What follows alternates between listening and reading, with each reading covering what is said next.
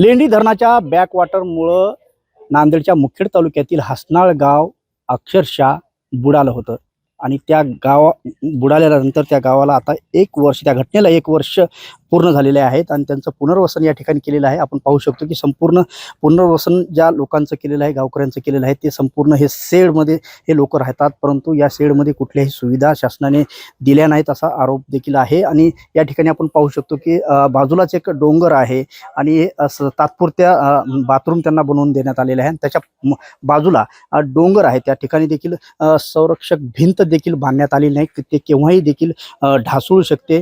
पुन्हा या गावकऱ्यांना त्या डोंगराची आणि त्या याची मातीची भीती वाटते आणि मागील 1 वर्षापासून हे गावकरी जे आहेत ते अशा पद्धतीने या शेडमध्ये राहत आहेत आणि एकंदरीत पाहिलं तर संपूर्ण गाव त्या ठिकाणी गाडलं गेलं होतं आणि त्या घटनेमध्ये 5 जणांनी आपला जीव देखील गमावलेला होता। शासनाने अनेक आश्वासनं या लोकांना दिली, गावकऱ्यांना दिलीत, परंतु त्या आश्वासनाची कुठलीही पूर्तता झाली नाही। आपल्यासोबत काही महिला आहेत, त्यांच्याशी आपण बातचीत करूयात। काय सांगाल, इथं कशा पद्धतीनं तुम्ही राहतात, कसं जीवन जगताय? तर कसं जगाव साहेब, हो का, इकडून डोंगर हा, इकडून हे, इकडून ते, रोज 2 सर्प घरामध्ये येऊ लागल्या। ह्याला सांगून सुद्धा कळलं नाही सर, आम्ही सांगून 1 महिना फिरल्या पण हे ऐकलं नाहीत, ऐकलं नाही। पण आता तर करावं की नाही सर, काहीतरी रस्ता, माणसं कुठं आहेत, बोर, पाणी, लाईट, हे काय तर आहे की नाही?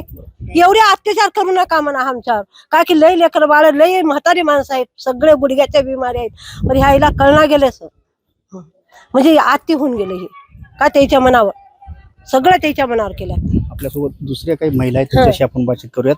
काय सांगाल काकू, कशा पद्धतीनं ते रात्र होती ना, आता तुमचं कसं जीवन येतं या ठिकाणी? काहीच नाही आता, काय हाय ते खावलं तळ शेतात सगळं पाणी गेलंय,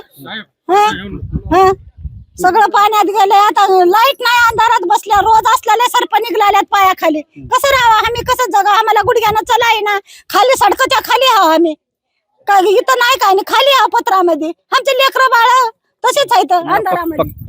पक्के घर देतो म्हणले होते, रस्ता हे सगळं देतो म्हणले होते, दिलेच नाही तर त्याने।